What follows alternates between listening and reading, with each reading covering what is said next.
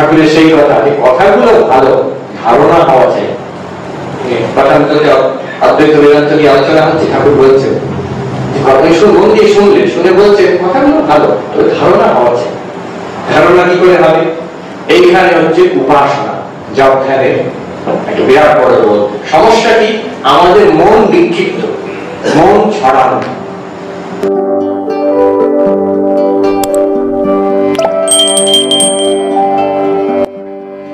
মন ছড়ানো, we lack the ability to focus. আমরা হয়তো সংসারের কাছে ফোকাস করতে পারি, কেউ ম্যাথমেটিক্স, কেউ সায়েন্স নিয়ে বেঁচে যেতে পারে, কেউ গান বাজনা নিয়ে বেঁচে যেতে পারে, তার ক্ষমতা আছে, কিন্তু ভগবান নিয়ে তো মানছে না। কেউ সংসার নিয়ে বেঁচে আছে, কেউ খেলা নিয়ে বেঁচে আছে, কেউ গান নিয়ে বেঁচে আছে।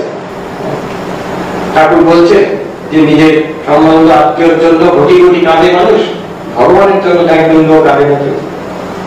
ভগবানের মন দিতে পারছি না আমরা, সেইখানে উপাসনা, জপ ধ্যানের প্রয়োজনীয়তা। এক টানা ভগবানের চিন্তা করা, দিনে অন্তত সকাল দিকে গুরু যেমন বলেছে, তাতে কি হবে? মন যে বিক্ষিপ্ত, একাগ্র হয়। সেখানেও অর্জুনকে যখন শ্রীকৃষ্ণ বলছে, আমাদের মতনই অবস্থা অর্জুনের, অর্জুনকে শ্রীকৃষ্ণ বললেন, অর্জুন যেন একটু মাথা ঝুঁকে বলছে এটা খুব কঠিন, এই যে যোগ আপনি শেখালেন আপনার আমাকে, বলছে এটা মানব নিগ্রহণ চালানো।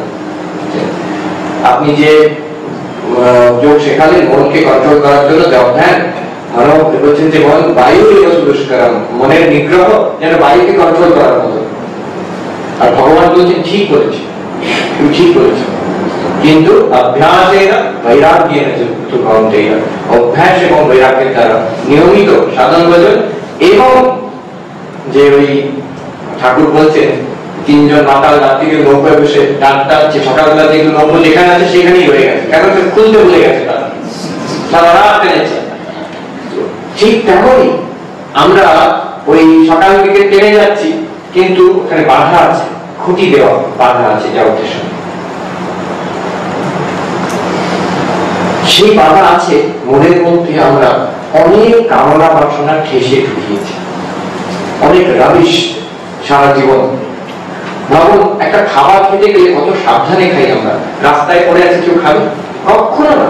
ছোট বাচ্চাও খাবে না, নর্দমা জল কেউ খাবে? কখনো না, খাবলেই কেমন মনে হয়।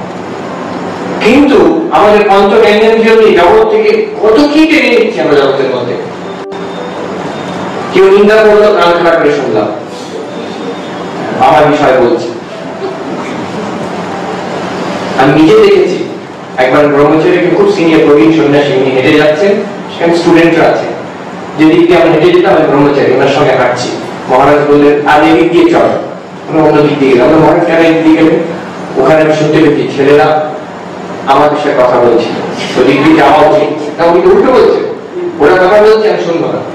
দেখুন, এটা ঠিক উল্টো। ওনার কোনো কৌতূহল নেই, they are talking about me, let them talk, কোনো অসুবিধা। আমরা অন্য দিক দিয়ে চলে যাই। হ্যাঁ, এই যে কামনা বাসনা আমরা ঢুকিয়ে রেখেছি, কেউ নিন্দা করলো, আমার প্রশংসা করলো, সেটাও শুনতে চাই না। আমার বিষয় বলছে বা আমার যে খারাপ কোনো জিনিস জগতের মধ্যে, খবর কাগজে ভর্তি আছে, সে বেশ আমরা সেটাকে রসিয়ে টানছি ভেতরে। সেগুলো নর্দমার জল খাওয়ার মতো, খেলে যেমন পেট খারাপ হবে, ঠিক তেমন এই জিনিসটা কেন মনে টেনশন হচ্ছে, মন খারাপ কেন হচ্ছে, ডিপ্রেশন কেন হচ্ছে, জব ধ্যানে মন বসছে না কেন, এটা সোজা কথা। এই জন্য বসছে না। এটার জন্য কি করতে হবে? জব ধ্যানে মন বসছে না, কি করা যাবে? সেখানে বলছে চিত্তশুদ্ধি দরকার, পূজা, মানুষের সেবা করা, বিভিন্ন রকমের যে ধর্মকর্ম করা, তাতে মন পরিষ্কার হয়। একজন সাধু বলছেন যে उत्तराखंड महात्मा जी समाधि आसान है, 2 मिनट में आपका समाधि लगा देंगे। समाधि हो तो खूब सोजा, আপনাকে 2 মিনিটে সমাধি শিখিয়ে দেবো। শর্ত ये है कि शुद्ध मन लाइए, शुद्ध चित्त लाइए। এইটাই কন্ডিশন, মনকে শুদ্ধ করে আনবে। তো হয়ে গেছে সারা জীবনের কাজ সেটা। শুদ্ধ চিত্ত, মন পরিষ্কার। একটা আমরা শুধু একটা কল্পনা করতে পারি, জবের আসনে যখন বসছি, যদি এইরকম ভাবি আমরা, আমার কিচ্ছু চাই না জগৎ। এটা করা উচিত নয় যে মোবাইল ফোনটা অন আছে, এই ফোন এলো কিনা,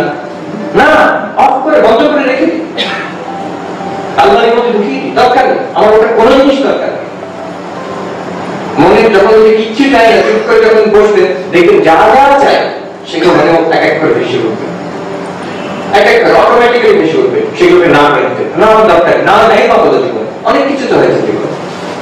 এটা বুদ্ধিস্ট ওই একটা মেডিটেশনের কথা আমি কখনো বলি যে আমরা যে আজকে দুপুরে যা খেয়েছি সামনে যদি দেখি এত ভাত, এত ডাল, এত চচ্চড়ি, এত তরকারি, কালকে রাত্রিরে যা খেয়েছি এত রুটি, এত দই, পায়েস যা আছে, কালকে দুপুরে যা খেয়েছি সেটা একটু এক আস্তে আস্তে বাড়ছে। এক সপ্তাহ ধরে যা খেয়েছি তখন কতটা হবে? আমি শুধু এক মাস ধরে যা খেয়েছি ঘরের মধ্যে আর ধরবে না, তখন বাইরে যেতে হবে, বালতি বালতি ডাল, হাঁড়িতে ভর্তি ভাত আর চচ্চড়ি, কত কত কি খেয়েছি, পায়েস।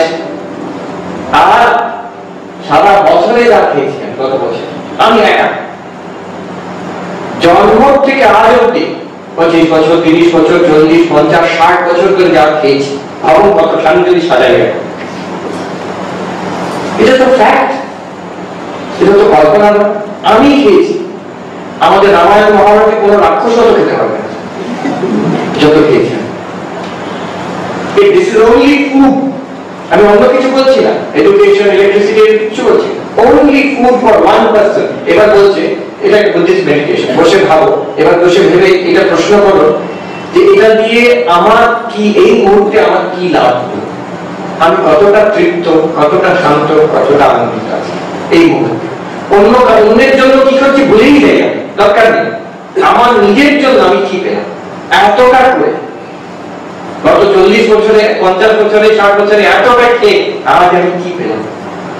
পার্মানেন্ট আমার হাতে কি আছে? কিচ্ছু নেই। Nobody can claim this, nobody can claim যে আমি পার্মানেন্ট কিছু পেয়েছি সব থেকে।